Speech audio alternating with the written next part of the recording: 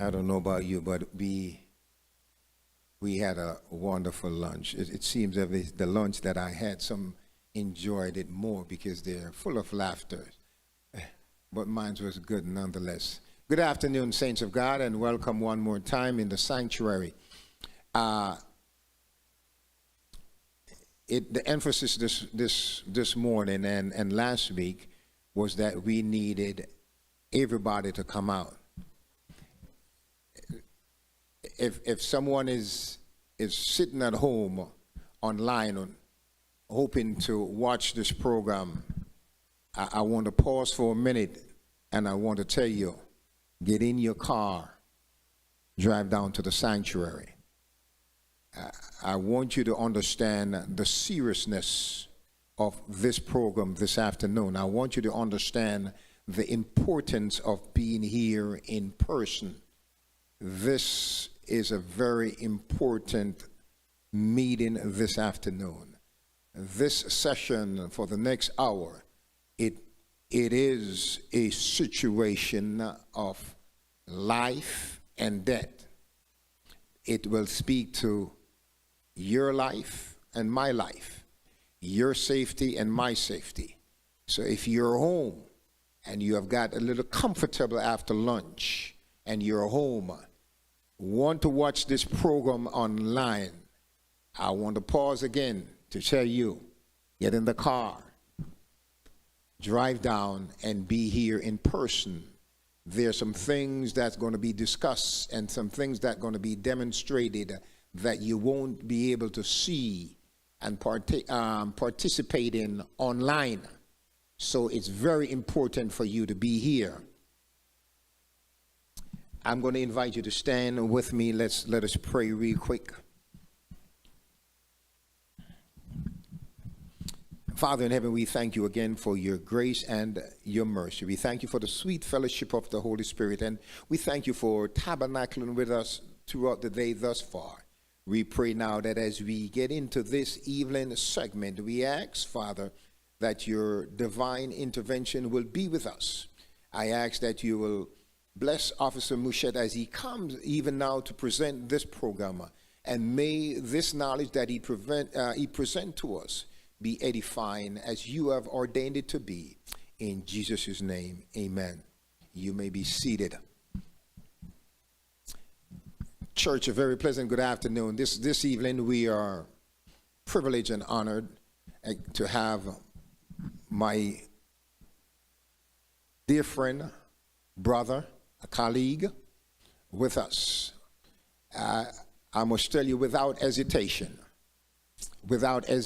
I called. I said, Bobby, I need to talk to you. And as I mentioned it, he say, let me go home and check my calendar.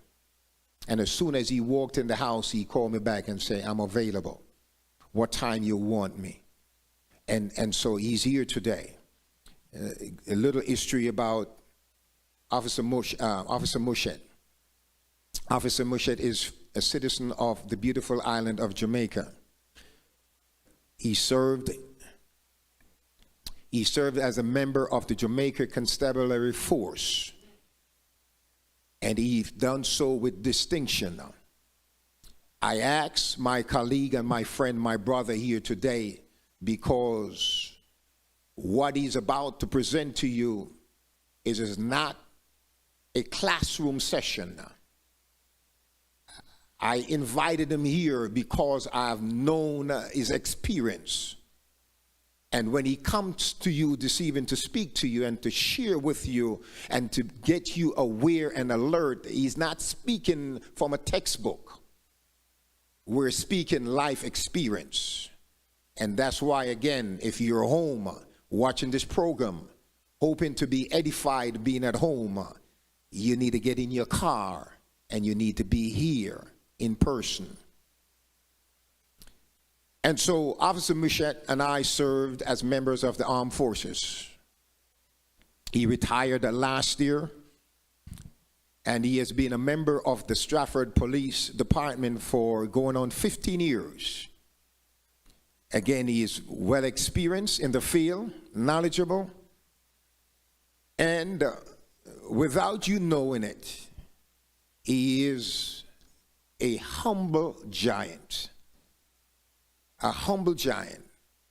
But I dare to tell you, do not awake that giant. Do not awake that giant. So without any further ado, I want you to welcome this evening. But before he comes, I want you to know also that he's accompanied today by his lovely wife, my friend Tammy, Mrs. Mushet. Put your hands together for her. The nucleus of the family, a dear, loving, compassionate wife and friend to her husband. And Tammy, we say thank you for being that friend and thank you for your support of your husband. And thanks for coming out with him this evening and sharing in this evening. Without any further ado, I ask you to put your hands together as we welcome Officer Robert Mushet.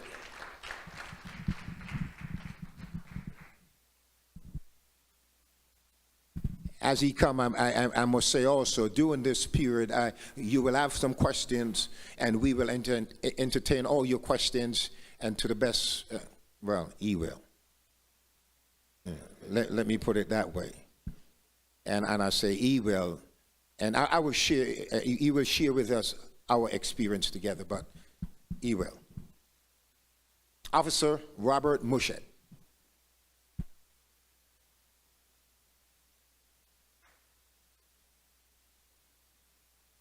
Thank you, thank you, thank you.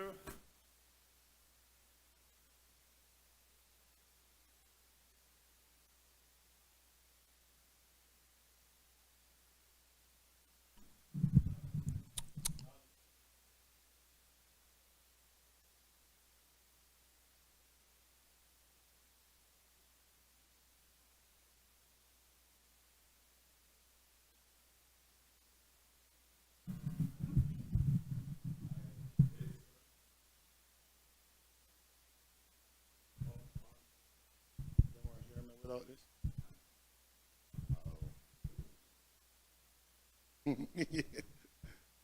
All right, for the folks online, we got mic'd.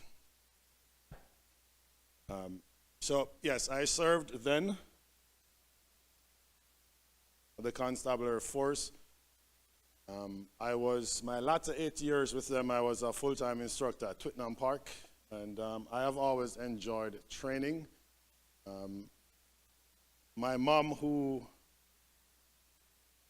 transitioned 2 years now, in fact, Father's Day is kind of hard because 2 years ago that was the call. But she taught us service to mankind. So I recently had a conversation with someone, and I was telling the person that in life you need to understand what God has ordained for you, why he put you here, what purpose you are to serve. I believe, guided through my mom, who I strongly believe was an angel. She just walked the earth as one of us, but she was definitely one of God's angels. So she helped to prepare me to be doing this, service to others. Hence, when my brother called, we could answer. Yep, we'll come and do this.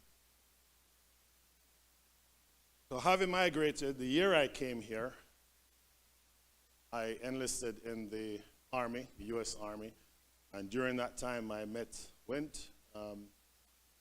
we were in California there, and I do remember there was someone, an NCO, someone senior to us, who his leadership was highly questionable.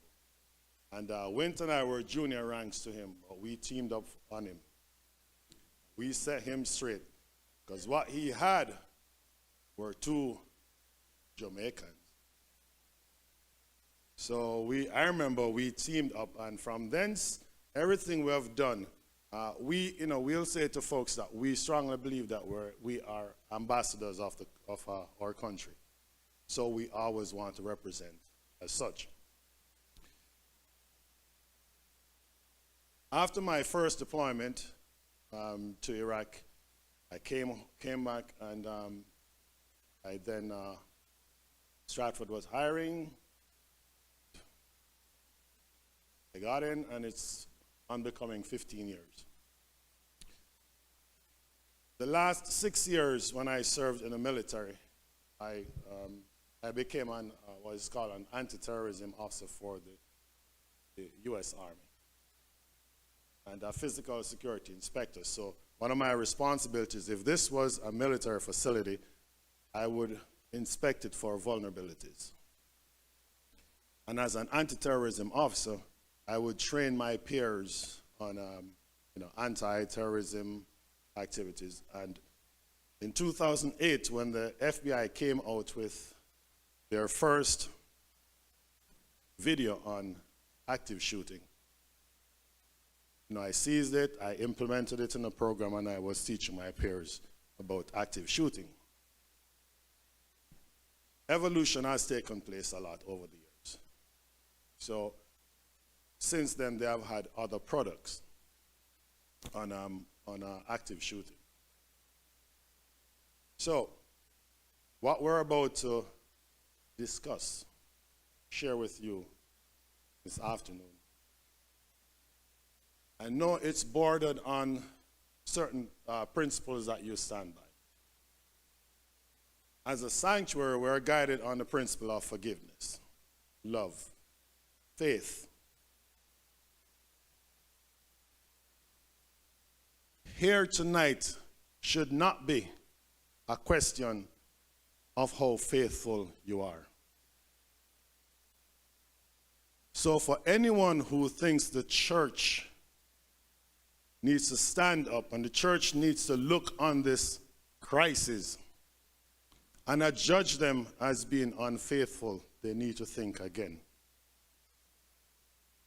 Because we've seen books after books in our Bible where God armed his people,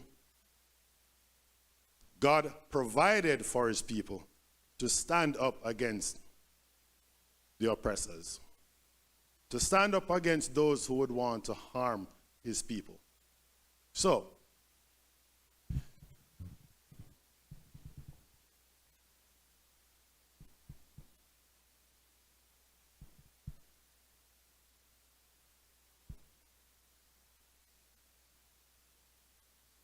do not question your faith.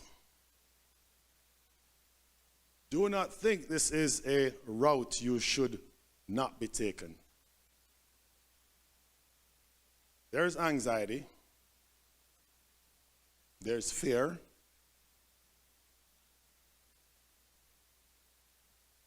The media has been sensationalizing active shooting, which is on the increase. Out of it, the church has concerns because the church collectively needs to figure out ways they can best protect their sanctuary. So, this slide is to remind us that the purpose for this afternoon is to, can everyone read? First line, confidence over anxiety. And the last one, so it is hoped that from this collective conversation, you will leave tonight less worried, with a plan in mind on how you can best protect your sanctuary. Like I said, in 2008, the FBI came out with its first video, and this video was set in a traditional workplace, multiple floors, and that's the video that this one is applicable to a courthouse and or similar structure. The second, the one after this, was the very first one that they shared, and that one was more applicable to a building. Now, I'll share maybe this one, but I want you to look on the actors involved. And at the end of it, you tell me if during any of that time you saw anyone this small. You look at it and tell me if at any time you saw anyone who would be like 65 years and older. And you look at it and you tell me at the end of it if you saw anyone who, excuse me, sister, how old is your baby? 1 year old. You tell me if you saw any parent with a 1 year old. So, what it has done is taught us that we need to take some affirmative action with regards to protecting our sanctuary. But its applicability, this front row, you're not part of it. Security guard and actor is maybe the eldest, 50 years old, thereabout. Everyone is able. No one is disabled. No one is old. And there's no child involved. So, it is our hope tonight that we can come up with something to protect this front row here. So, I'll share the very first video.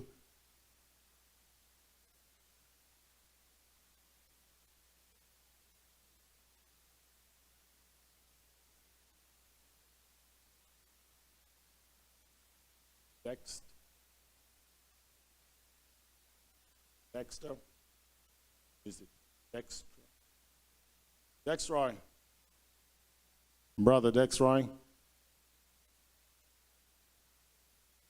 Could we get this one, the first one played, please? Appreciate you, brother.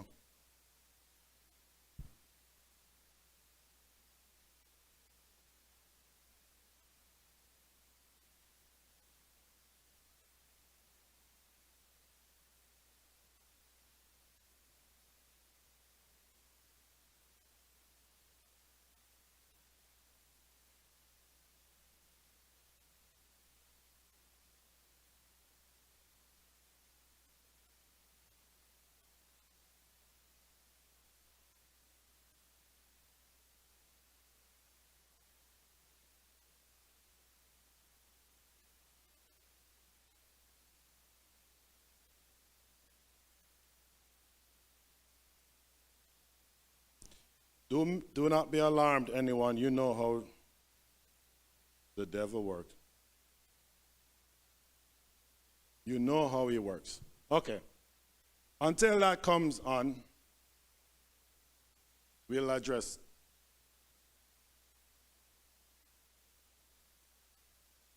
Until it comes back up, the FBI in its teachings taught 3 things you need to do. You're an active shooting, active assailant, hostile assailant, incident. Does anyone know what those three are? Not you. All right, the first one is run, then fight. Okay, so during a shooting, chaos ensued, right? Has anyone here ever heard a shooting live? Outdoors or indoors? Brother in the back, outdoors or indoors? Outdoors. If someone was to fire in any of your rooms right now, chances are you will not be able to tell where it's coming from. Acoustics, echo, sound bouncing off the wall. So when the FBI came up with run, hide, fight, some of us now teaching added one beforehand. Focus. Before you run, try to determine where it's coming from. Because only Brother and Nancy would probably run towards it. The rest of us go hightail. No, okay, all right. So, focus. Having focused, having determined where the shots are being fired from, Now it's time to hightail. And I know in Jamaica you hear about the only person that can outrun duppies or who? Gunman. Then came lightning bolt. But when you have to run, not even bolt will catch you. So you run, right? We all agree we run. So once we've determined where the shots are being fired from, where the aggression is, where the threat is, we're going to run. And we're running to where? Safe places, right? Somewhere where it's safe. So we need to evacuate the premises. Remember, this is what we're talking about, the FBI is teaching.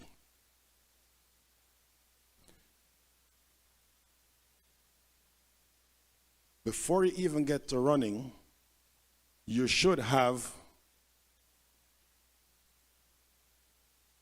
an idea of where the exits are. Before the plane take off, they make sure to tell you. Similarly, make sure you know anywhere you go in life, anywhere, and again, remember, we're calming the fears. We're creating confidence versus anxiety. So we're not trying to encourage fear. We're helping us to make better choices. So determine where your exits are, always. Restaurants, schools, the doctor's office, anywhere. Determine where your exits are. When something happens, now you know where to run. So you need to have an escape plan and route in mind. Evacuate whether others want to follow you or not. Me run, you should have follow. If they want to remain behind, you need to run. When you're running, please don't stop to grab the Louis Vuitton, the Michael Kors, the iPhone 21. Right? If they're on the ground, if they're on the desk, leave them in place. Run lefty. Time, seconds matter. Do not stop to grab them. Run. I need everyone, those of us who have cell phones, just put it in one hand, any hand. If you have a cell phone, put it in one hand. And then raise your cell phone.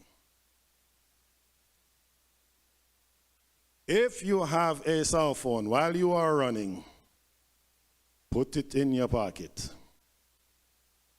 So put them away. I'm holding the mic, so I can't do the next exercise. Put both hands up. Palm. What are you demonstrating? Nothing is in your hand. Palm. Thank you. As you run out the building, you may be encountering law enforcement officers. We have, hands down, thank you. We have blinds on, tunnel vision. They don't know who is a threat. So, I'm running out. I need to get the police's attention that there is a bad man over there. What did I just do? This is what the police see me shooting at them. So, when you are running, make sure your hands are free. And if you see law enforcement personnel, nothing in your hand, drop it. Show them that you are not a threat.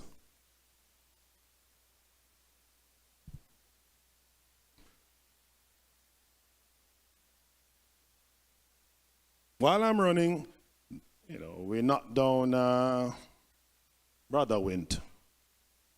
The training is suggesting that do not stop to pick up Brother Wint if he's wounded. Hey. Listen, have mercy, God. Chances are, if he is wounded, and you need to grab him to go, now you become a liability, is what they're saying. You need to, it's self-preservation. This is what they're teaching. Now, your conscience will have to make that determination. The field that we served in, we're not leaving a man or woman or person behind. The field that we served in, right or wrong, we are cultured to sacrifice ourselves for the greater good. So, this may not be applicable to the mindset that Brother Winter and myself have, and anyone else who may be of that mindset, but we're saying, run, leave me.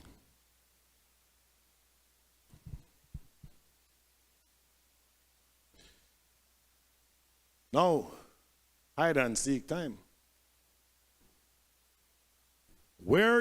Whereas it's not applicable to run because of the close proximity of the assailant, then we need to go play hide and seek. And there are certain applications to the hide and seek.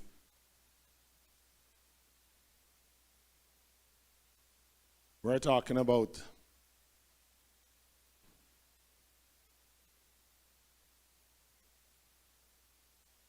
don't make it easy for the seeker. When it comes on to locked doors, understand this. History has taught us that an active shooter has never, ever entered a locked door, locked room, never. An active shooter, even though they may have specific targets in mind, they're looking for mass count. So any target is a matter of opportunity presenting itself. So do not make yourself available to be added to the count. When you hide, only God alone is supposed to know, say you're dead.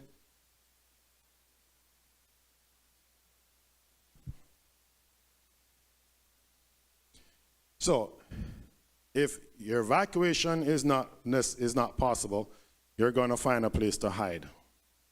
A place where they're less likely to find you. Your hiding place should be out of view. It should provide protection if shots are fired in your direction. So, there is what we call cover, which is hardened structure, walls, etc. So you want to hide where in the event that someone was firing in your direction, you would not be grazed by a bullet. In previous times when training has been done, for instance, at churches, and brethren will be, well, if a shooting starts in the church, I'll just run and hide behind a tree.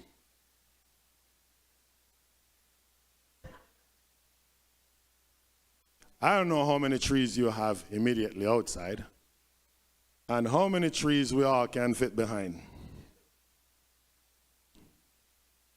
Okay, well, if the trees won't work, I'll hide in my car. Well, if you left the key inside or you're sitting in the car by chance, you got inside the car, any caliber bullet can pierce your vehicle. So, understand when we say hide, you need to hide behind hardened structure that should a bullet make its way towards you, it is stopped by that object. Once inside any room that you believe you can safely hide in, anything you can get to build a blockade. So remember, no one should be able to get in. So chairs, furniture, desk, anything you can use, make sure that if, who remember Gilbert? Wild Gilbert. Not even Gilbert's supposed to come through that door there when you're done. Understand? So you need to use whatever you have available to ensure that the person can't get through. If the assailant is close, and you lock that door. Cell phones should be silenced, not turned off, silenced. Remember, hide and seek. You're not supposed to be announcing your location. Silence your cell phone. Any radios, etc. in that room, turn it off. Lights should be turned off. Remain quiet. At this time, it may be safe for you to call 911. Dial 911. If you are unable to speak because the person will hear you, just leave the line open so they at least can hear.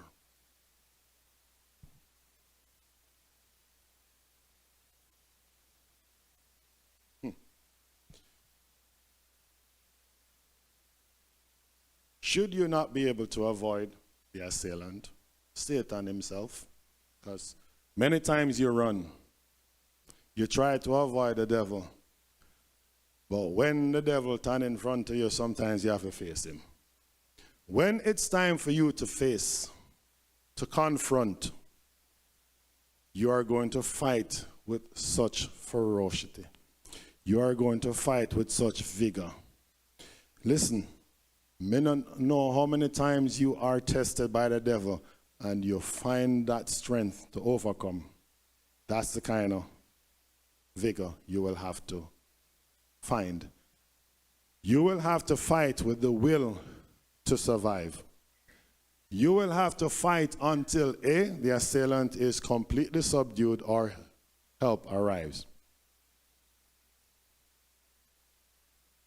Active shooter incidents last for about 10 minutes. It will take an average law enforcement unit 5 minutes to get to you after receiving a call. That's 15 minutes. You may be fighting for a very long time. And at any time you feel like quitting is when you should have your second drive. Because if you are fighting someone to survive, if you're fighting with someone to live, do not give up. Do not quit. Lastly, when you're fighting, this is not Bruce Lee, where I hit you and I wait for you to hit me back, and then I hit you and then you hit me back. You cannot fight fair.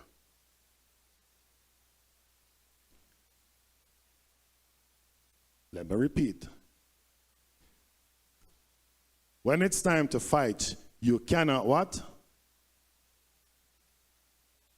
It's not no boxing match. It's not no blow for blow. One of us has to go. And let it be that godly person standing after the fight. Are we good? If we're good, well played. Okay.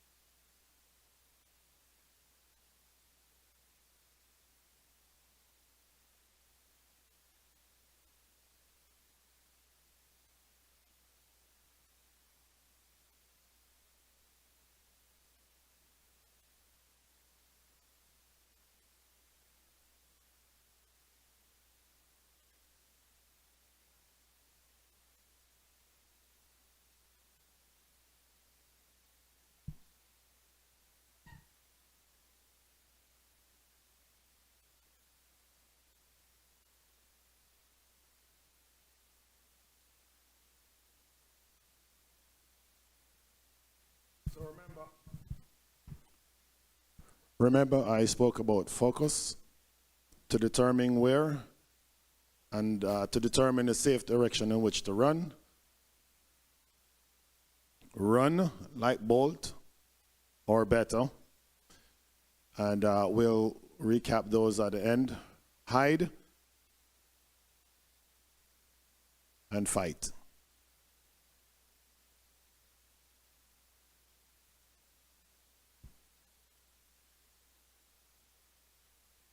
Okay, so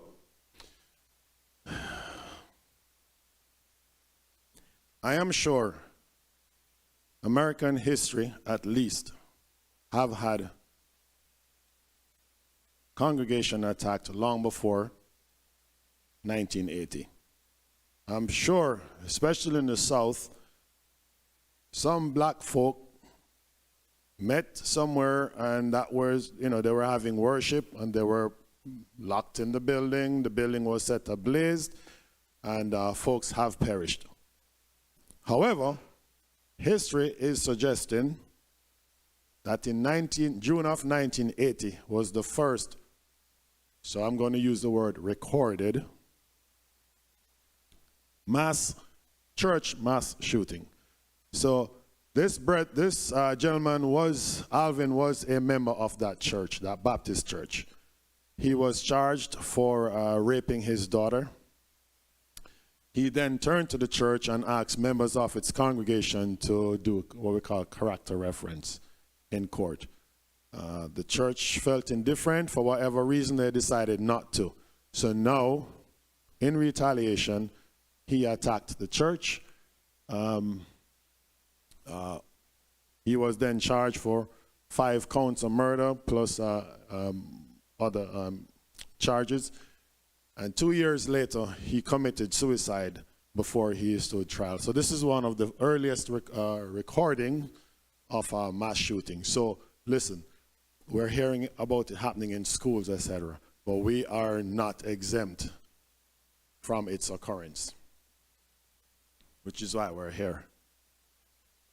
I know that there are those among us who are Connecticut pistol permit holders.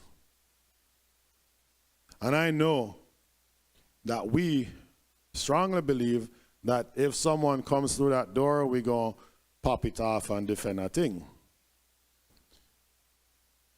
The next couple of slides is to address that.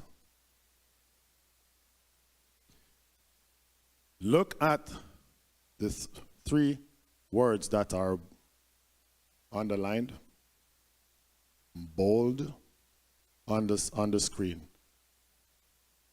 How are they read? What is it saying? What does it say? Very limited circumstances. We do have a right to protect ourselves.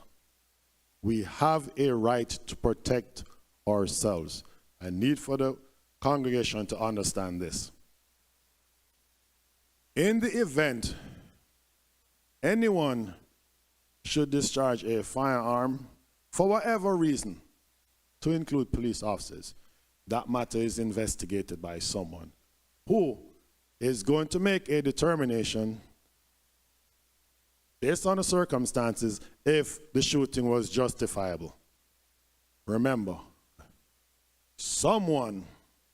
one of your peers, we're going to start with the witnesses who form their opinion based on the shooting.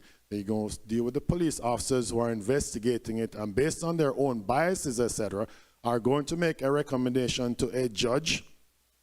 The person, you, the shooter, is then charged for a murder. You strongly believe that the time that you were defending yours or someone else's life, but someone thought that it wasn't reasonable. You then appear before a judge and then some of your other peers who are going to determine your future. So again, if you're not Brother Nancy, where you can tell very good stories, I need for you to think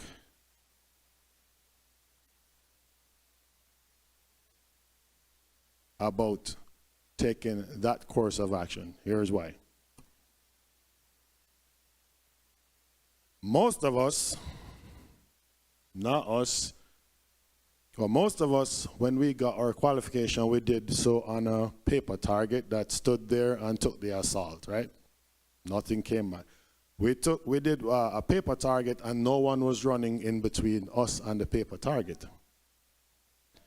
On a day, should the devil have the upper hand and something like that unfold right here, and you take out your licensed firearm to stop someone from assaulting your congregation, but not having the training, not having the expertise, you then end up wounding a small child. And then someone who wasn't here, not understanding your mindset, said you were reckless in your conduct and we are going to charge you.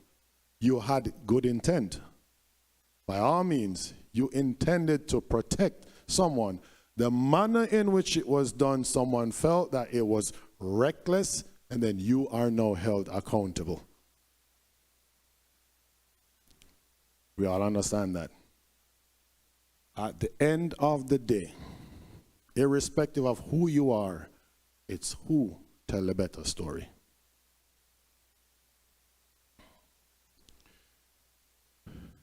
You are justified in using reasonable physical force if you feel that someone is about to harm you and or someone else with deadly force, or they inflict that kind of substantial bodily harm.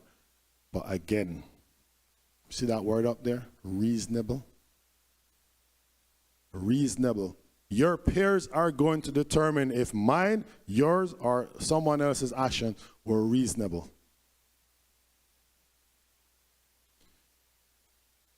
Unlike some states, Connecticut is not a stand-your-ground state.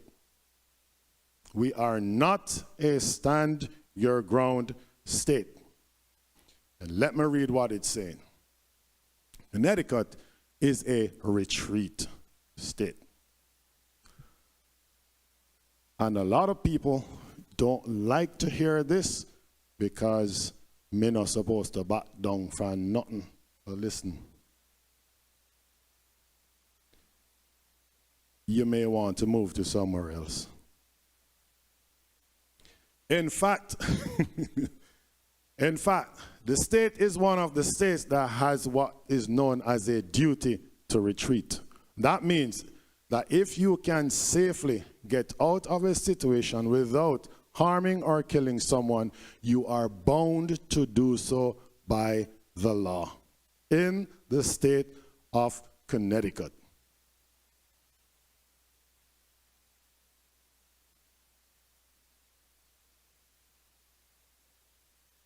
So, if that's the situation, then what can I do? I have my things, I may go church with the come and I make no man take for me and so. But how can I defend and don't have to worry about trying to defend myself before some people later on? So, quickly we're going to run through this. So, all right. How safe is safe? Do we think that we are safe right now? Who said yes?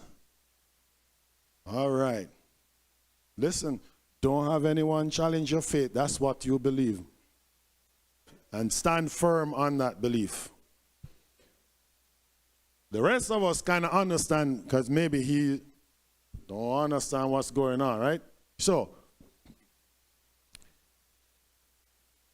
A, B, C, D, daycare. Park Avenue somewhere there in Bridgeport? Who know of it? All right. Can you see what's right here? Oh. It's not going to pick up on the screen. In Bridgeport here, there is a big tree hanging over daycare. The tree is growing from the property of a church that borders the daycare. big fat snake. The children were outside playing daycare in Bridgeport, here in Connecticut. And it may be hard for you to see, but it's wrapped around. There is a snake, bigger than my arm, up in the tree. There, right there.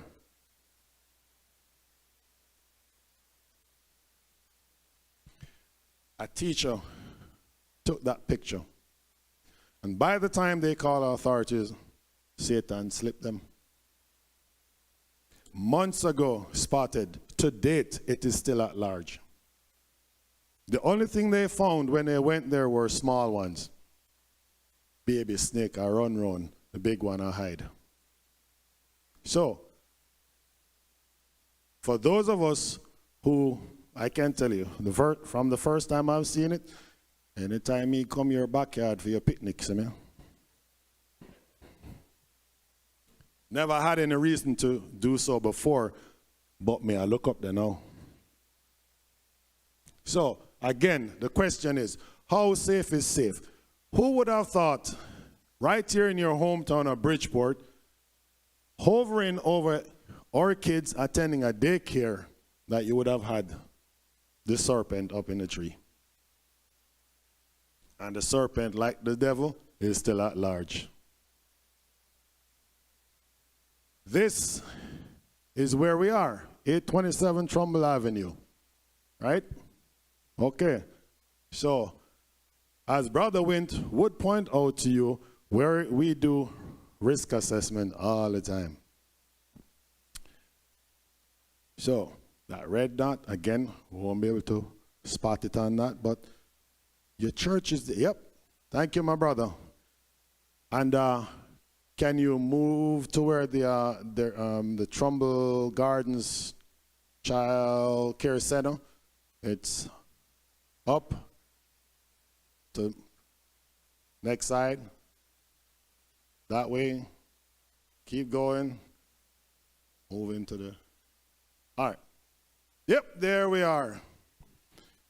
Is it open today? Is it open today? Is there anyone there today? Could someone be there today? Could someone, unbeknown to you, park them vehicle there today? With them things night today? For what come do your things today? And then below are other industrial facilities that, again, they're not open on the weekends. And you look on all that you have around you. This is why I'm saying, if you were to run outside to the parking lot because something was happening in there, all I have to do is stay amongst the rubble with my rifle and spray. Everyone I come out, spray. So, again, it's calming your fear, not to create anxiety, but like we say, we need to do assessment, determine your vulnerability, realizing that although we are here gathered under the protection of our Lord, the devil is at work. We know there are bushes around, shrubs that they can hide. Just look around our landscape.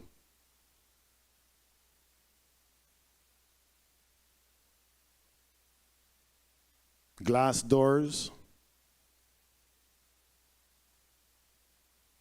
So yes, we are vulnerable.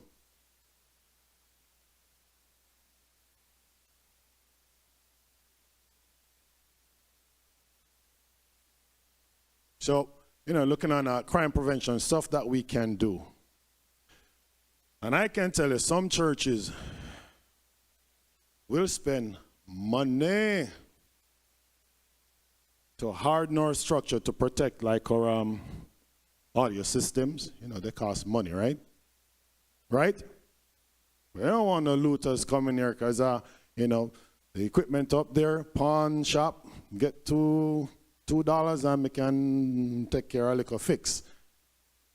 But we need to ask ourselves, am I placing equal emphasis to protect that can be replaced by insurance, versus them lives?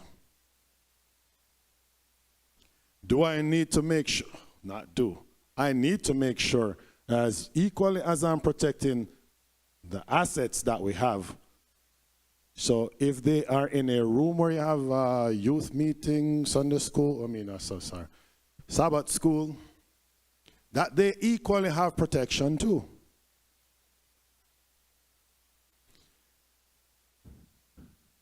There's a checklist that you can obtain. At the end of it, there's a slide with some resources. You can always take a picture of it, and there's a checklist through one of them on stuff you can do around your church. Right? Do your weekly checks, inspections, stuff like that. But there's an inspection sheet. So, here's a universal definition of who the active shooter is. That person who is actively engaged in killing, attempting to kill folks in a confined area. Malls, buildings. No pattern. And don't have folks say like, oh, it's under control. The only time it's under control is when the assailant is stopped by law enforcement, by you because you had no choice but to fight, or the person become otherwise incapacitated by, some injury falling down the stairs or something. And the only thing at this stage, you and I will not be reasoning with them because their only intent is to maim and or kill.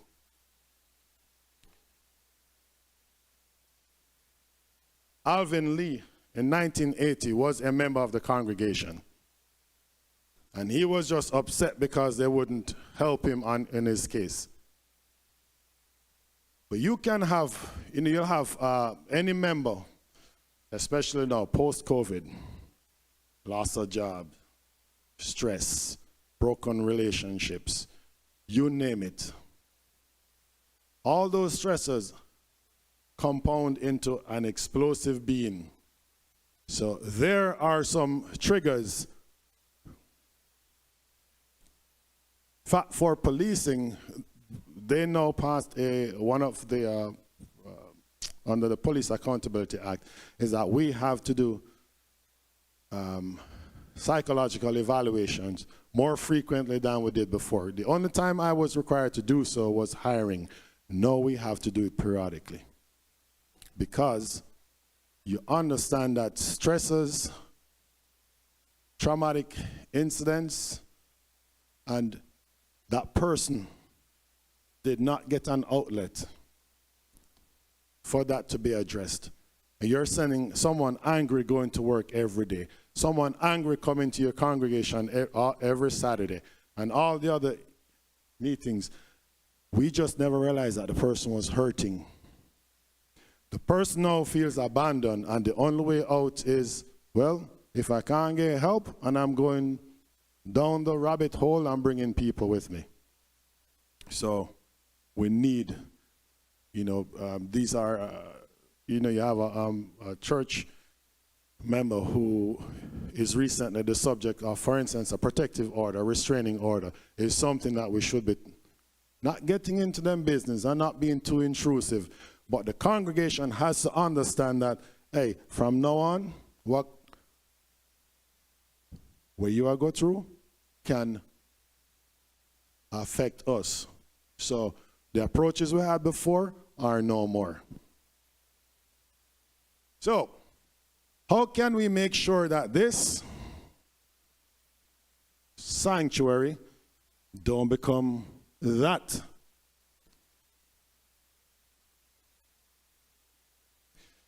So, again, at the end of the resources, you'll see where you can find, sources on getting started, right? And start where you are. We don't have to reinvent the wheel. Just that it takes some work, right? There, when you're looking on protecting your congregation, you have to start. It's suggested that you start on the outside and work your way in. Outside, you look on vulnerabilities. If you go outside, you can look and say, well, you know, if I was a man intending to do harm, that's probably what I would do, and that's where I would go. Now I need to go fix that.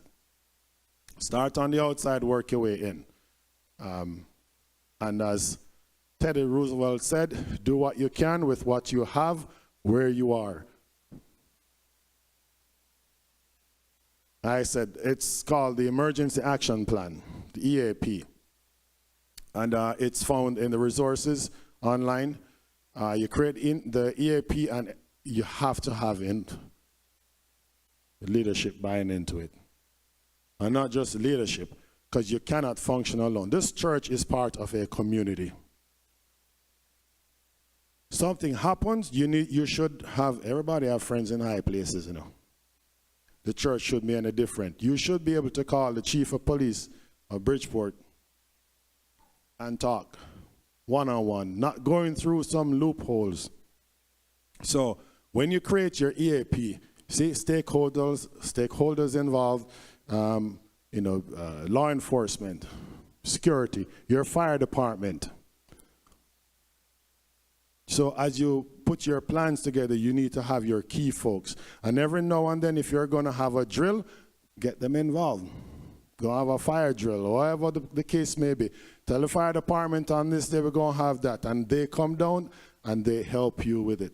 Tell the police department you're going to have an active shooter drill, and have them come down and work with you on it. You look on duties and responsibilities of your ministry's EAP. Disruptive and violent visitors, church members.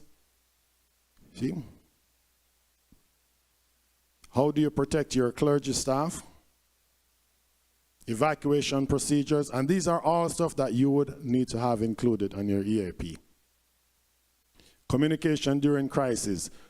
Who is going to be on the walkie-talkie, telling the police that you have a situation unfolding in the church, a disruptive member, whatever the case may be? Because guess what? We all can't take our phones and dial 911 to try to get the police.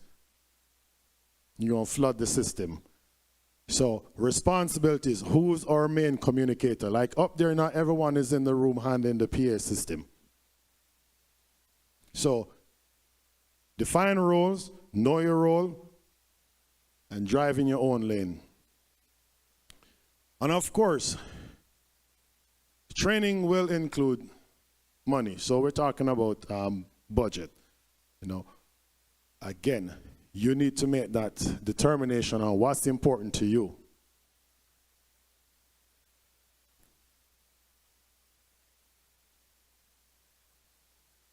Your EAP, lockdown protocols. What do we do? How do we do it? When do we do it? Alarms, signals, should something happen, what will they, is it usher? What's the back in our service, you have passwords and all that, Are we gonna knock a dushy? Like a two-pot cover, and that means seek shelter, whatever the case may be. What alarm systems do you have in place? Who speaks to the media? When we say evacuation route, what are we talking about? So these are stuff that the church put in place.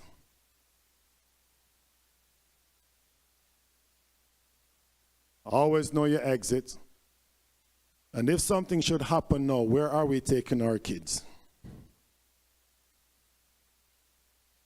Do we have at least a gallon water bottle in each room? In case we are locked in there for a while, can we dress our wounds? Is there a first aid kit in it?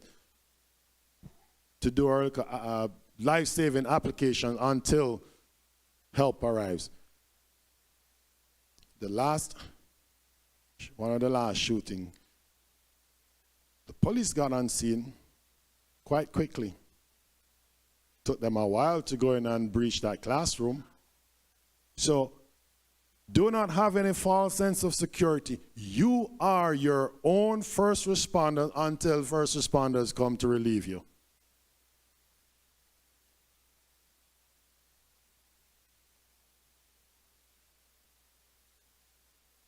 I said, you need to have everyone buying into it.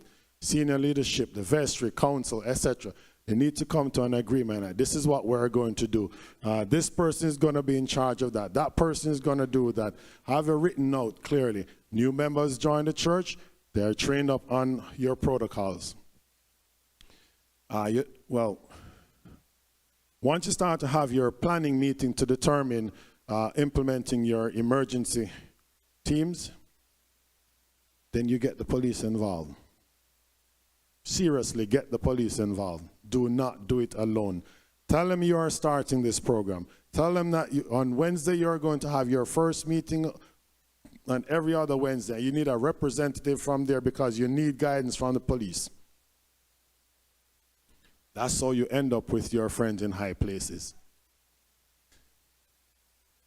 And sometimes, especially for the church, we may take indifference of being called security officers. So at the bottom bullet, you can call them safety ministry over security, church ambassadors. Come up with friendly names that people won't feel offended to or take indifference to it. And when you're a recruiting person like your usher, etc., you look on members in your organization, in your church, who are either in law enforcement, military, licensed firearm holders. You start to look on that.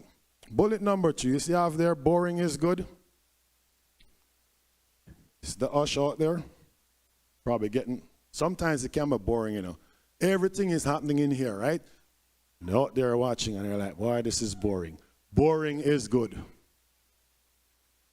Not complacency, but boring is good because it means that there is nothing bothersome happening. So boring is good. Because sometimes they're like, this is a boring task, but we need for them to understand that, look, you have to be enthusiastic to take that position. You have to want to protect people to have that position right there. Now, when I spoke earlier about you having members who may want to defend a thing and then they're charged later on for reckless endangerment, is that sometimes if the person, for instance, having a blue card, which is issued to Connecticut applicants acting as an armed security guard, so if I send Brother Wint to get certified, and when he's at church as the usher, he's acting under that umbrella, authorized by the state, versus a private citizen. You follow? There are ways you can always work around it. So you send them because they already have the permit. They go get certified, they get their blue card, and when they're here at church, at the doorway, should something happen, I was acting in the capacity.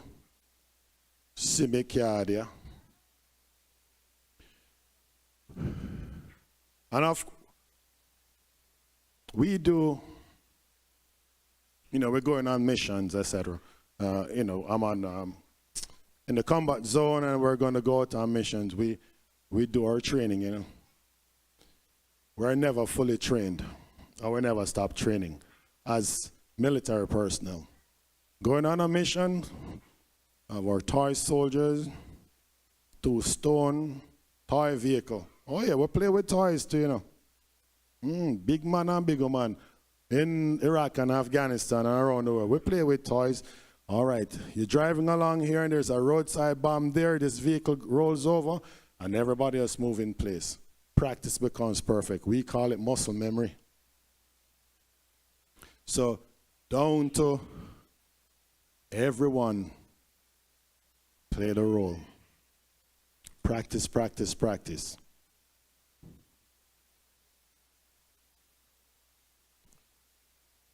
Sit there if you think me never know what me I talk about.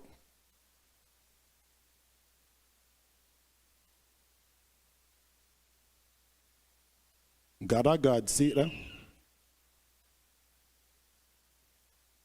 But we prayed to our God and posted a guard day and night to meet this threat.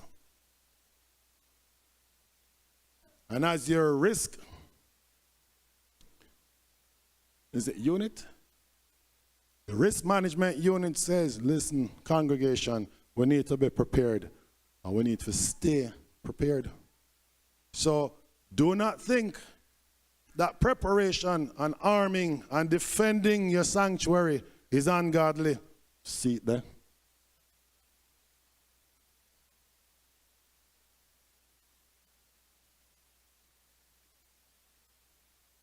You can't see it, but this is a video on, we're summarizing now because we're done, you know, or about done.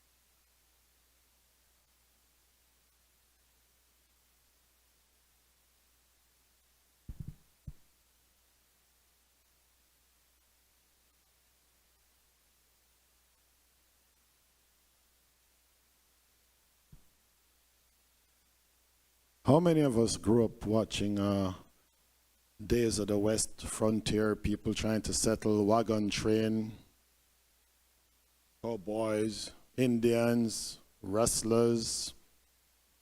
Remember that way back, right? Yeehaw, John Wayne and all them. Well, so, way back in them days of wagon train, all this was applicable. They sent scouts out, you know, the wagon train rolling slowly along, right? Little House on the Prairie and all of them. Think me a young chicken, don't it? Long time in the world, man. I know about them something. So, the scouts ride out and they look out for threats, you know? They spot some Indians or they see, you know, some outlaws. They come back and warn the folks. This up ahead, Indians coming this way. What happens next? Preparing how? Tell the people. They do a circle. Yes. You remember you said them start to form them circle, right? Barricading themselves in. Any guy come close, you know, shotgun time and thing, right? Okay. Now, that's the barricading. So, see, ABC, make it easy. Come up with an acronym. A, alert others. So, the usher alert you that there's a threat and you start to barricade in place. Right? Because remember, if he's outside, there's no tree for me to run or hide behind. Well, some rocks out there, but he's up there in the rocks. So, secure yourself in place. barricade. See? So get ye hence Satan, for there's no, come on, you see, as soon as I say get ye hence Satan, you see what Satan do? Try to change the screen. Get ye hence Satan, for there's no room for you here. So we're going to lock him out. C is to confront. And we say when it's time to confront, brother went, Tommy has 2 boxes. Could they be passed out to like the adults? They're under 36 in numbers. So anyway, Margaret, I got pop off. If someone can help him from one side.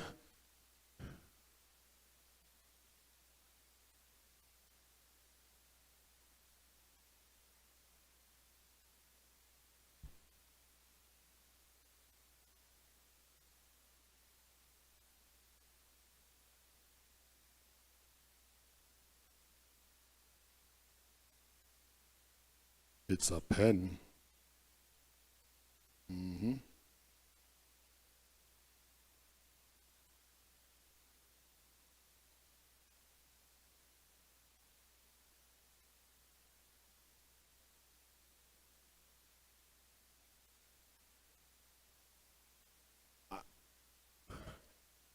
And whereas you're shortchanged because your foot did too short, and you have a pen, I'm going to invite you to just take that pen and hold it in your hand, your strong hand. Whichever is your strong hand, take that pen and hold it in your strong hand. So if you have one of your own, please take it out and hold it in your strong hand.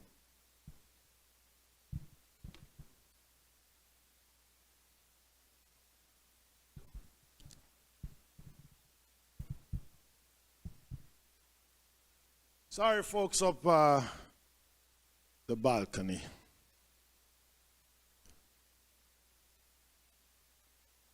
Nothing fancy, just a pen, right? Okay, remove the cap and secure it at the other end.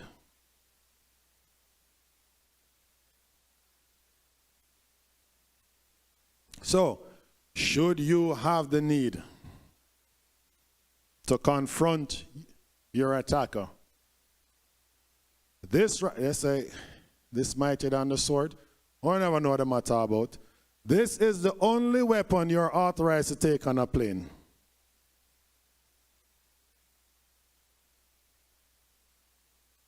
The only weapon you're authorized to take in a school. The only weapon you're authorized to take into a court.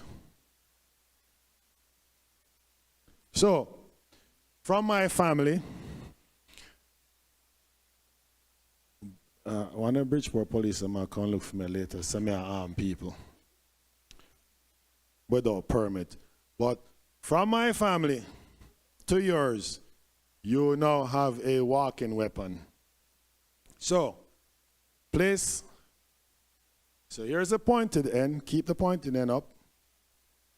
Put the other part in your palm, like so, between your fingers like so. Then bring the finger in, so it's like so. Make a fist now, sir. There you go. All right. So in your palm, between the fingers, and you juke. And then later on you can juke. And yes, don't judge me, folks. I'm saying, when the devil come, and you need to face the devil, do what you need to do so that tomorrow you and I can have a conversation. Because God is helping you for helping yourself. May I help you too? So, on behalf of my family, please accept the pen. There's no engraving on it or anything, but you come to church today, you never arm. No, me give you something for arm yourself with. It's called a pen. The only authorized weapon you can take anywhere, without people being suspicious of you. All right, now, when you need to confront, Data. You take your smartphone and see. Data. Distance. If you're close to the person, close the gap some more, because I can't stay out there and fight you. Back in the day when them Flintstone, especially our country, you know. But I know so. The person is close to you, you need to close the gap and then do some damage. Angle. Stay low. If someone is firing at you, make it difficult for them. You're closing the gap, you need to stay what? Down low, yeah, low. And then moving to do your damage. And if you have to take cover, take cover. Now, attitude. All right, listen, man. I know we have folks who weren't born in Jamaica. There is a... I know we have folks who weren't. So, years ago, I worked with the FBI in a program called Cop, Culture, and Community. You know, we're working with schools and stuff. So, every police officer invited represented a country from where we were born. So we had to do, presentation on our country. And I tell us that they couldn't hold, flag everything, all Tommy, cook up some food for people sample. Every year they say, if nobody else not coming, they have to make sure so Stratford come. Because I tell you, we rep the thing good, So I learned then, listen, I don't know how true, but I'm going to share it with you. It is believed, it is said, that no slave ship stopped at Jamaica directly from Africa and offload slaves to work there. They said the slaves that Jamaica had were the ones that the other colonies could manage, so them send them come there. So that explains our aggressiveness. We're not ramp, so we're kind of mad when we're ready, So maybe that explains who we because we're not really put up with nobody fool-ninish. No, man, fool-ninish. Fool-ninish, yeah. So, in closing, that kind of attitude to ensure your survival so that you can live to tell the tale. I met me see upon Channel 12. Not being carried away, but walking away. So again, remember,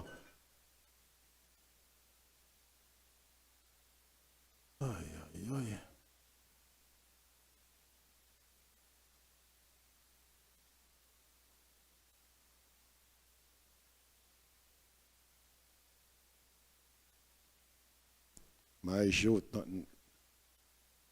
Hello? Can you just move to the next slide for me, please? Because I'm not getting any response. Yeah.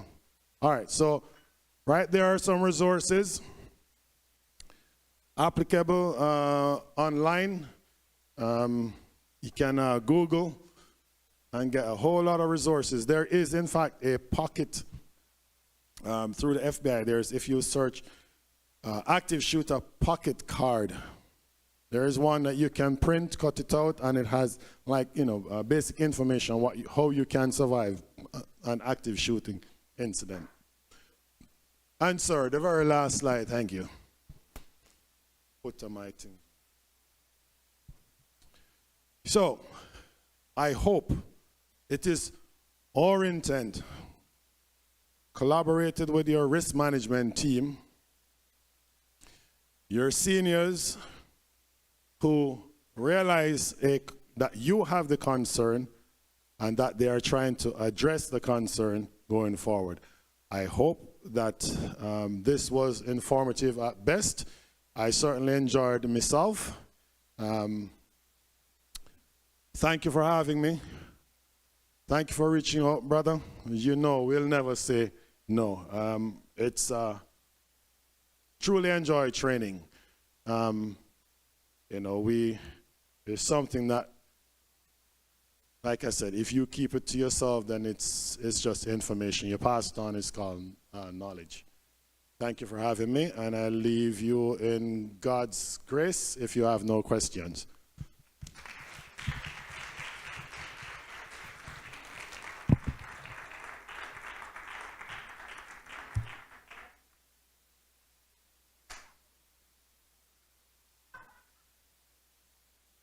Sister Charmaine, I thought you were from Waterhouse. We say thanks to Officer Mushet, but before he goes, is there any questions? If so, there is a mic available to you over there. Will you be so kind to use that mic? You could use that mic right there, ma'am.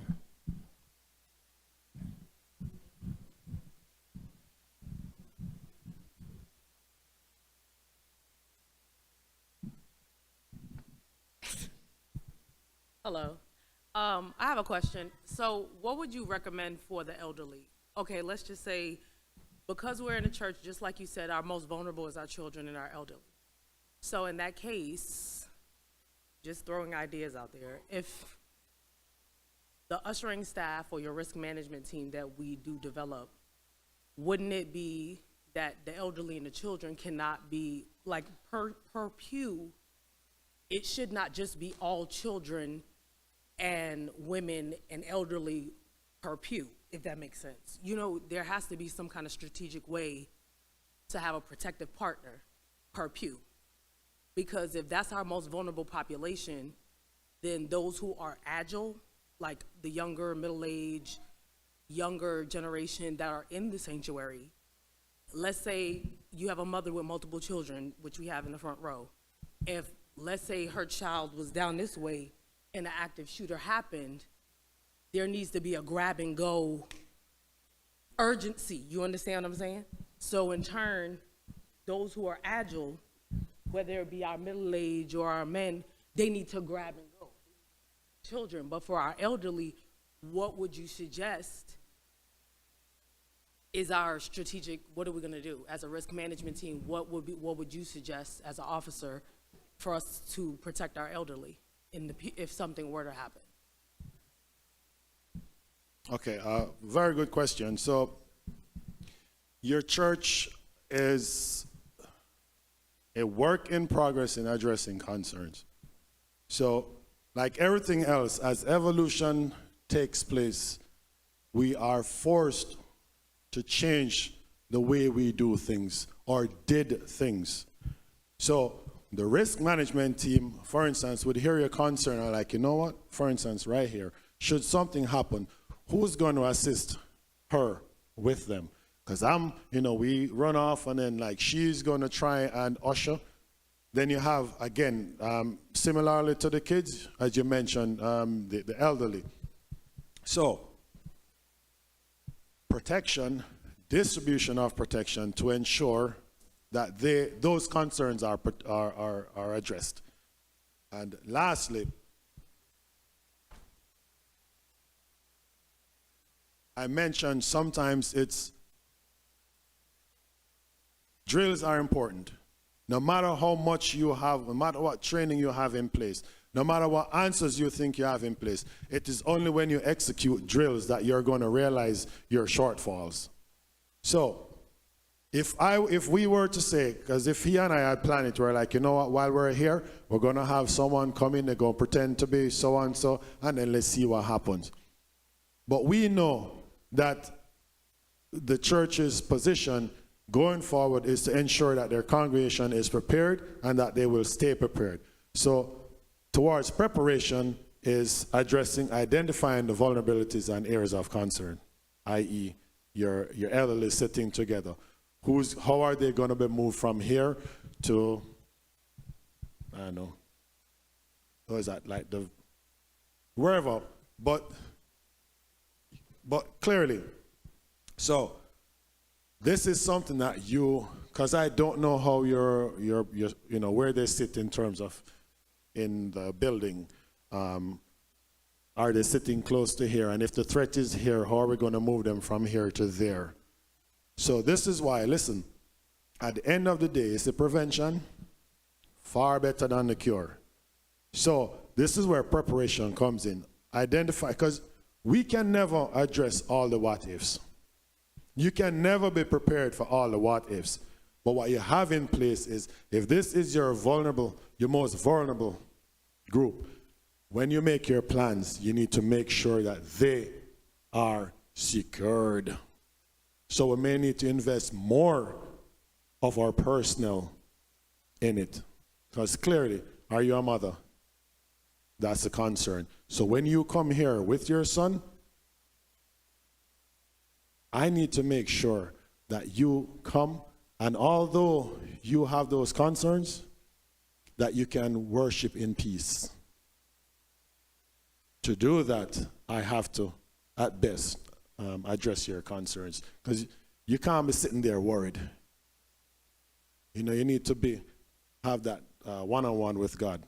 So when you come here, I need for you to walk in knowing that, hey, as best as we can, we got this. So listen, she stood up and shared her concern. I said, everyone needs to be involved, and that's the only way it's gonna work. I can't make all of the decisions for you and then, oh, this is what you're gonna do. No. Collectively, this is what we're gonna do, because collectively, this is the only way it's gonna work. Are you satisfied with my response? You sure? Yeah. Yep.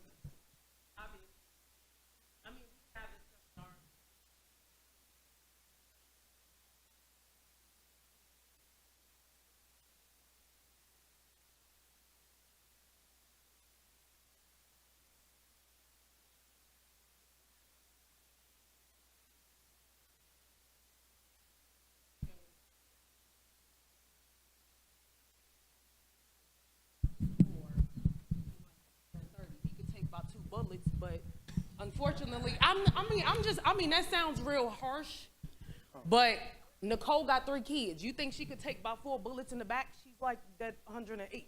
So you got to look at what somebody could survive versus the other one. Not saying they won't die. But at the end of the day, this is reality. You know what I'm saying? And I'm not saying as a Christian, we should all have the spirit of Christ where we are willing to sacrifice for. But at the end of the day, we need protective partners. We need our men, our elders, our ushers.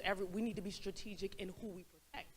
Because as I said, all of our kids and our elderly, they can't move that quick. So if someone is injured, what do you do? If I got to drag you by the toe, sis, if I got to do whatever, and for us to play dead, if I got to keep like red dye in my pocket, if I'm 80 and I know I can't run, I'm going to bust that look, play dead. Like whatever you got to do, it might sound crazy, it might sound weird, but it's protective measures. You know you can't run, so I'm going to just, look, if I got to play dead and pretend I'm dead, if he thinks I'm dead, whatever I need to do, if I got to just hold my breath for like 2 seconds, I mean, it's survival of the fittest. My last deployment ended, was 2013. We were still experiencing a lot of roadside bombs and what we call complex attacks. So they'll blow your movement up and then they'll have persons shooting at you. I can tell you this. I have led men, women out. Like my deployment is a year. And never once has anyone attacked my convoy. What I termed an aggressive posture. You send that message that if you confront me, go on my business. And you're our enemy. They're not stupid. They know. They are only going to attack those that they know can't defend themselves. Everybody else, as they go out, they're attacked. Never once have I led any convoy out and back and we were ever attacked, because it was no nonsense. Move from point A to point B, no nonsense. The word got around. They had their friends in our AO, our area of operation. They know who's going out. They send words and tell them, listen, stay indoors today, because if you come out against them. So similarly, once you have your your plan in place? The word needs to get around that you have something serious going on here. Because you check it out. Which active shooter has ever gone into a school in Bronx?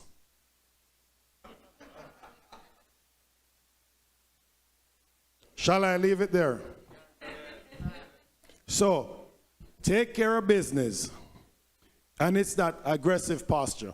If it's, okay, while service, we'll walk around. And I spoke about shareholders. So this is where you command your police officers to work for you. As a civilized society, you need to tell them what you want. While I'm having service, I need to see patrol car. Know what I'm saying? And when they come here, make sure they come out of their car and come looking.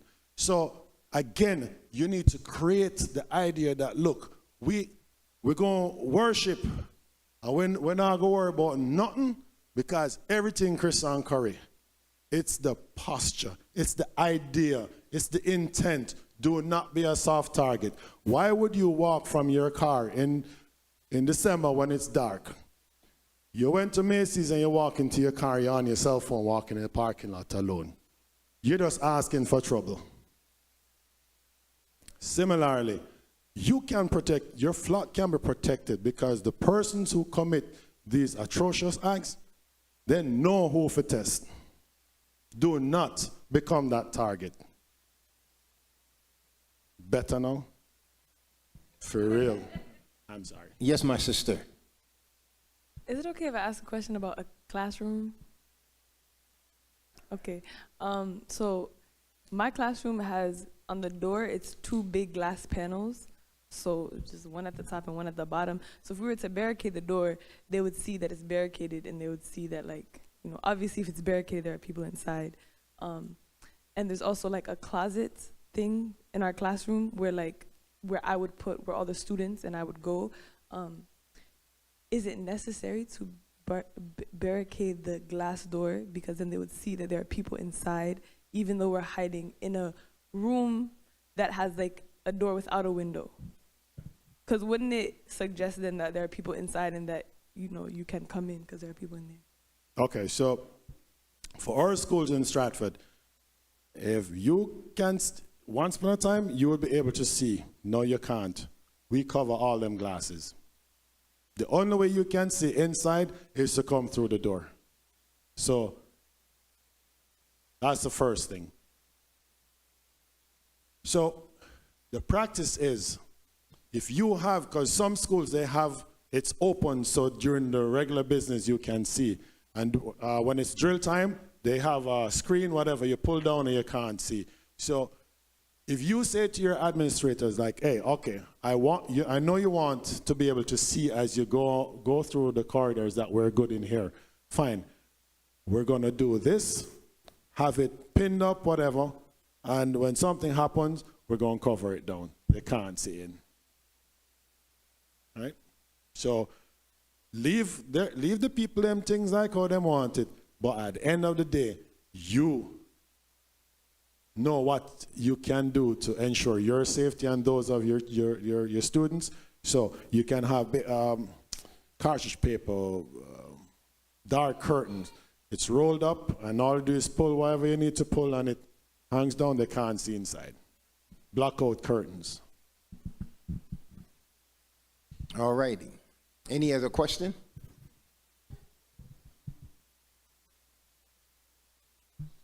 Is it advisable to pull a fire alarm during an active shooter situation? Remember, during the presentation, we talk about alarm codes, signals, whether you're going to knock 2 dashpot together or, beat the pongo drum. So if it is not rehearsed and it's not part of, then all you're doing is creating chaos. Because, again, where's the shooter? So is it active shooting we're responding to, or is it fire alarm? Because if I pull the fire alarm without rehearsing, then I expect everyone to react to fire alarm. Make your way to the nearest exit. So it's ill-advisable during an active shooting to pull a fire alarm if that is not the nature of the response. It has to be part of that rehearsal. Does that answer your question?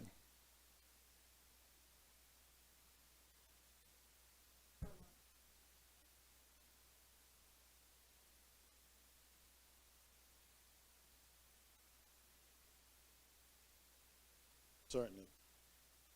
Well, for us, fire alarm, once it's activated, see, we do things differently. We have officers in our schools, and then we have officers who rove to the schools. And especially since it's growing concern, we're constantly doing training, drills. So if we have a fire alarm at any of our schools, we're all going. Fire and police respond. If you have a fire alarm at your house, fire and police coming. Because whoever gets there, I have swallowed a lot of smoke once because I got there before the fire department and I saw the dude trapped in the house, so I kicked it. And I swallowed it. He knocked me off the step, and all I saw was, this is him starting, and I see him going down the road. He was getting smaller because Bolt couldn't catch him. But I was lying there in the smoke. But we respond with our fire department. Yeah, Brother Eiffel, you had a question? Okay. So my question is, what sort of measure should we take in a context where we're also live streaming? What steps should we take to mitigate exposure to any threat with the live streaming? Are you talking about if someone should enter threatening during a live stream? No. He's talking about doing a seminar where we want to edify, but some people are at home and we want to let them be aware. And knowing that because it's live stream, others have access. Well, let me drive it even further. Because we're live streaming, someone who has an interest in doing damage can do some recon off of the live stream. So what measures should we take to prevent making us an easier target by reconning off the live stream? Well, listen, firstly, as it relates to recon, I just went on Google and looked on your layout. So I have an address. You can do likewise. You can go Google and check out my layout. So gone are the days when we believe that our lives are so private. And we're at the age where, it's social media down to your shoelace. So when you do your drills in-house, because remember, if I'm at home watching because, I have that illness, I don't want to expose myself, so I'm going to always be at home. So what happens here have nothing to do with me at home. So here, drills, you're home, you're staying home. The drills are for those who are within the walls. So we can live stream our service, but I'm not going to live stream what's happening in here. And if you want to be a part of that, then you need to come in here. Now, an active member here, and then, for some reason I end up home, okay, that's fine. I kind of know what to do. But the drill are for those coming here because that's our concern. I'm home in my safety on my walls, wherever I live. I have the 911 dating line for police, they'll come. But here, it's here. So when we're doing our drills, our training, it's for folks here. Not if you want to stay home. No, if you were home ill and then you come here, guess what? We'll have you spin up on what transpired while you were blinded. That makes... Yep, that answers the question. And you have to make that what we call command decision to be like how much information you can have. When I went to Google, one of the things that I will implore you to is most of your videos online is not showing what's behind there is just in here. Because I was checking you out. So there's nothing showing what's back there. So you have some stuff that the man who wants to do evil, or woman, or them, or they're not privy to.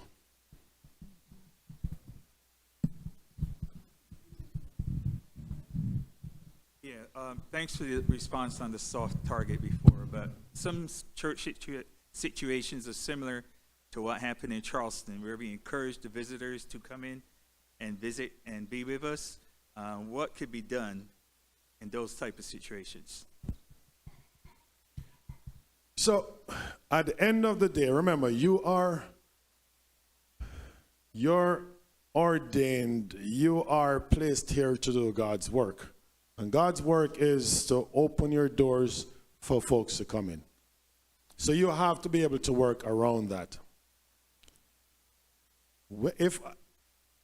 So my first time, all right, again, listen, we have to make common sense choices. So there's a stranger sitting amongst you. I'm going to treat him as those who are tasked with the responsibilities, not the rest of the congregation, like every minute. No. Carry on with your business, because when you select your team members for positions, remember, you're talking about persons who are enthused to protect their peers. So they are committed to the task. Let them do the work. Have them check out, whoever is sitting there. Carry on with your business. Have them do the work. And as time progresses, same thing. You go and, and invite more folks. They just have to do the same thing. New employees, yeah, we all do it. We're not judging them, but we're going to check them out. But like I said, don't sit up here and then carry on with the business, but have those who are tasked with the responsibilities of ensuring your security. As you stand around the church, they're watching the person. You know what I'm saying? No?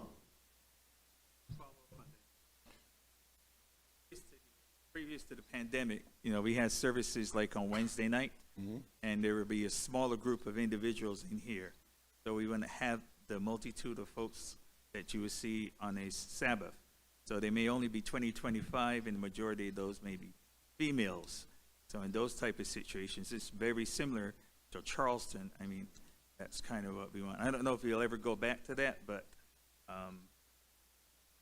going forward, again, if I am going to spend money to secure assets that can be replaced by insurance, I need to equally provide security for the folks here. So whatever it will take to ensure their safety is my responsibility. No shortchanging on that. So the way, again, evolution has taken place. Everybody else is evolving. Why shouldn't the church? And we're not saying I don't want the church, any church, to evolve wrongfully and join secular ways. I'm saying the church evolves like everyone else in security, in technology, in practices. As long as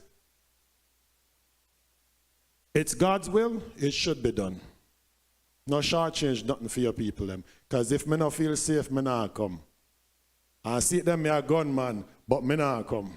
Me turn on me there, so to speak. You need to provide that assurance when they come out, especially your females. Again, soft targets. No one is to be in this sanctuary is to ever be perceived as a soft target, to include walking out to their cars. Youth events, whatever, when it's finished, no loitering. Get in your vehicles and go home. No hangout, none of that. Because when you do, you are presenting yourself as soft targets. Take care of business with God, guard your yard.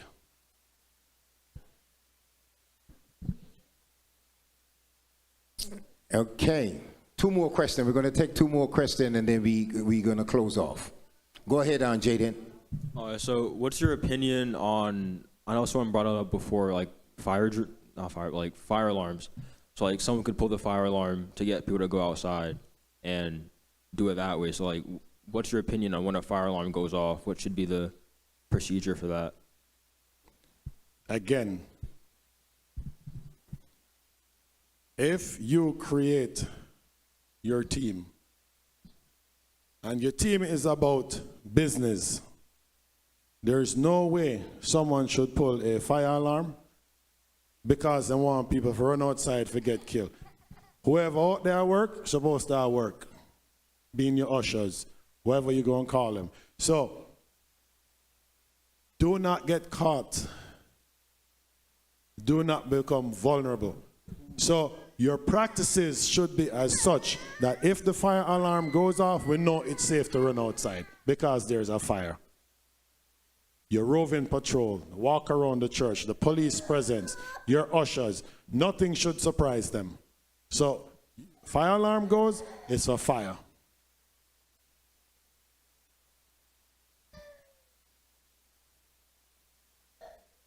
I just don't understand how you can like differentiate between whether it's a fire or not. Like, how do you differentiate between the two? But that's what I'm saying, that if you pull the fire alarm to, who pulls the fire alarm? It should be the person that senses a fire first. Right, so that's what I'm saying, if there's a fire, we are going to react accordingly. So no one should be pulling a fire alarm simply to get someone to run outside into harm's way, because your ushers should realize that there's a threat outside long before the fire alarm is pulled. Understand? So I want you to run outside so I can shoot you, and I'm going to pull the fire alarm so I can get you to run. Is that what you're asking? Yeah, like someone that's already inside the building though, so they wouldn't be someone that's outside. Right, but remember how active shooting start. I can get inside your building. You left a window open, or while attending the church, I went to the bathroom, I unlocked a window. I got inside here, staged my firearms, and then come to church Saturday, and then go and pull the fire alarm so everyone can run out so I can shoot them. Good enough story, right? So, it starts with, remember the slides about crime prevention. So, not because it's a church you're going to take things for granted. We do the same checks. If this was a military facility, before you come in here, I'll be looking all under that for bombs. I'll be checking the bathrooms, everything. So every time you have church or anyone coming here, it should be like the president is coming. So if someone is here with a firearm, remember, you can't stop them all. But we're saying, in the event that an incident happened, how can we prevent mass killing? And how can we, if necessary, take the person out or secure our membership until help comes? That's the bottom line. Because no matter what it is evil. And let me add to that too, Jaden. You must also be aware that oftentimes a shooter in a mass shooting acts on their own accord, not in group. Okay, so you be aware of that. Okay, and for someone to pull a fire alarm inside and to run out into a hot zone, they got to be working in tandem, and that oftentimes the case in mass shooting, they act alone. Just keep that in mind. Plus, if he's waiting outside for everyone to run out, I hope when they run out, it's like Stampede, run him over. So it's not even to his advantage. Okay, let's ask this last question and so we could close. So if you have an active shooter that comes in the back door here, and you have over 100 people in the sanctuary, recognize where the exits are, and we immediately try to usher them out. Obviously, 100 people trying to go through the two doors is not going to work. If members of the designated security team are licensed with blue card or not, are they justified in taking action against the active shooter after trying to usher out and run first? So, I am going to say again, he or she who tells the better story is the victor. We can never tell you it's okay to take a life under any circumstances. That's a choice that each of us will have to make. So, as the situation unfolds, and should the need arise for an usher, a ministry security, whatever the term may be, with his blue card or not, acted as such, can he or she, under scrutiny, justify the action? Because remember, someone who wasn't here needs to make that determination, not the folks who are here. And it's called Monday morning quarterbacking. So someone who is not here is going to judge it. So at the end of the day, what I think I will do, I may not even do if I'm confronted. So, yes. But just remember, we don't ever want to get to that stage. What we're saying is that in here should be that safe sanctuary where it's hard for the devil to come in. Straight up. So if I'm a plan for come there, so he who's working there should be able to stop him right there. Yeah, all right. I'm coming to you, Brother Tony. And I love the way Officer Mushed put that to you. I'm going to tell you this. Some years ago, the district attorney took a firearm from me and didn't discharge a firearm. Didn't discharge it. I'd used the firearm in what you call a defensive stand. Pulled my firearm, reduced the threat, lowered my firearm once the threat was reduced. And the district attorney said, because children was present, I should have known better. And to punish me, he took my firearm. So the moral of the story here, because you have a firearm, Brother Tony, what's your question? Okay. I just want to, before I go into what I need to say, just to commend you, sir, for the presentation. I believe that we're better learned of the things that are happening in our world today. Having said that, we listen to news and we hear of these things happening elsewhere. And we are in our comfort zone and said it doesn't happen with us. And we carry that comfortness, if you may, within our circles. And we say it will never happen here until it does happen. And so with that presentation that you would have made, it now help us or teach us that, listen, there at no time in place can we say we are comfortable and things won't happen. And so how important it is for the lesson that is learned out of this presentation, that we become practitioners going forward. You made mention that, okay, when we would have finished worship, we should say amen and go home. It's an unfortunate situation because we have board meeting at times. and when you wouldn't understand the board meeting, my friend, but I'm just saying that, you know, as brethren, and we socialize that kind of way, how important too, in that scenario, we have to be very careful. And so it brings a hope into our eyes as to, listen, we cannot at any point become comfortable and say, yes, we are okay. We just need to take it up a little higher and to say, listen, God, with your help, we become more protected. Thank you. God bless you. All right, we're going to wrap it up. I want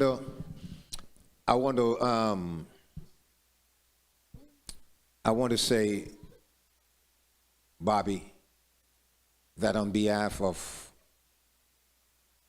our pastor, Pastor Joseph, our leadership here at the church, our risk management director, Brother Curtis, we want to say thank you so much for taking your time from your busy schedule to share with us this knowledge. We church, we will put in place an actual event very shortly. We will do an actual exercise. I will work with Officer Mushet and try to coordinate and try to put it in place very in short order so we can have an actual active shooter drill, and so we can have some of the hands-on experience that was presented to us today. And also, I must say also that for those that were not present today, once we put the actual drill in place, as stated in the presentation, you need to be here to have that experience so you know how to act. And we see quite a few things were presented to us that, Brother Curtis, that we need to look into and to act upon, as in establishing a blue card or a couple blue card holders, so we know that those who are licensed firearm holders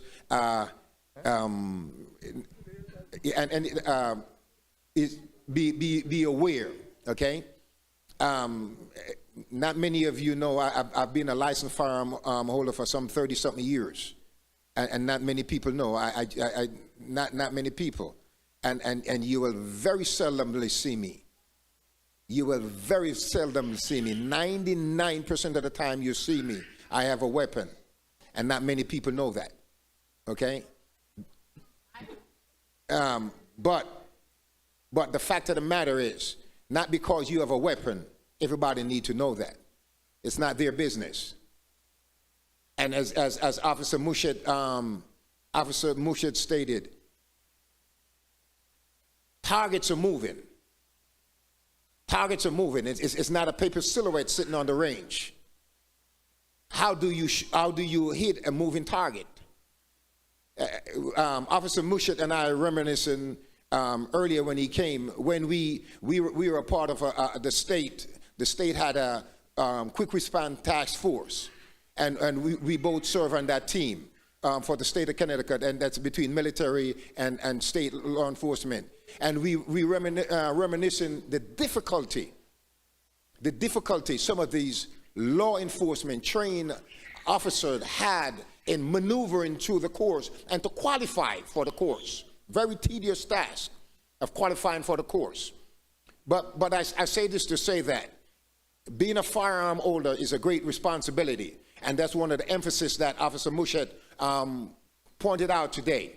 And so, again, as a church, we need to put those things in place to know that we have qualified people in place for your security and my security so that we can worship safely.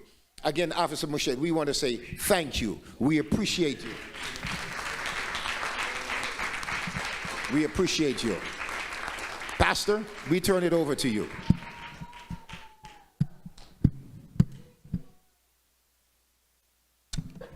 Thank you so very much, Officer. We have been given a lot to think about. And here at Calvary, we are a place where we worship and we also care for your safety.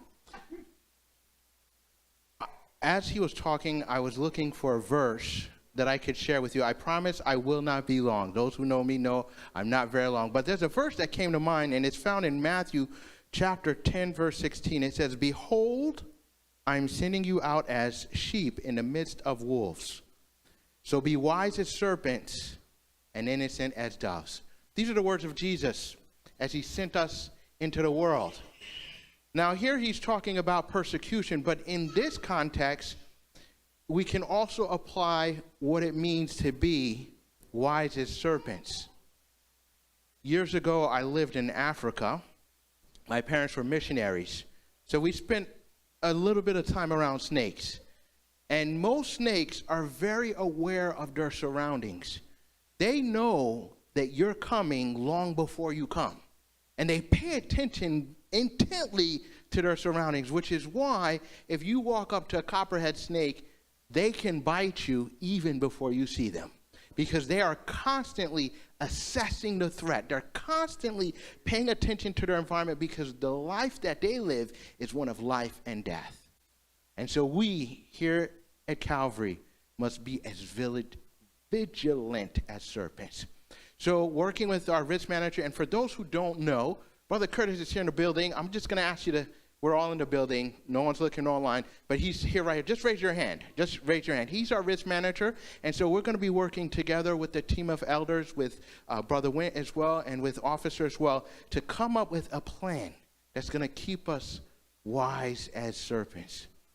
Now, that's going to require a change in how we do things. As we come up with the plan, I'm simply asking the church, it may be that on Sabbath morning you don't get to sit in your favorite seat. Don't argue with the ushers. Don't just follow along with the plan, and the plan will be constantly evolving. So we're going to make the changes to continue to keep this space a safe space. That's going to be my focus going forward. That's our focus going forward. And then the last thing that he said is innocent as doves. Doves do not portray a threat. So we as a congregation, we want to harden this facility, but we also don't want members going out there beating up people just for the sake of beating up people. No, but we're going to keep the place safe. So that was our actual closing devotional thought, I think, at the tail end of this service. And I want to thank everyone for coming out here. We're going to continue to build on this. I see Elder McLean is here. We've got Elder Russell here. We have Elder Johnson. So we were all in on the presentation. So we'll be talking about this and building a plan to keep us safe. I'm looking about. Thank you, Sister Medea. So at this time, what we're going to do is we're going to invite you to stand. We're going to invite you to stand. For those who have the board meeting planned later tonight, I will not be there. So we're going to pray. Heavenly Father, we just want to thank you today. Thank you for wisdom and insight. Lord, last week you taught us that we need to know wisdom and instruction. And instruction means acquiring a skill and changing a course of direction. And so, Lord, now that we live in a world that's increasingly dangerous, we're asking for you to give us the wisdom and insight that this place of worship remains a safe place for all who want to come to see you. And Lord, I like to remember in the Old Testament where the children of Israel, whenever they gathered for a high day, the Philistines, the Amalekites, all the ites never attacked because you protect. And so, Lord, we're asking that you continue to protect us as we gain and apply the wisdom and be wise as serpents. Thank you for hearing our prayer, Lord. And as we prepare to dismiss for the rest of the evening, protect us until we meet again. In this, the name of Jesus, we pray. Amen.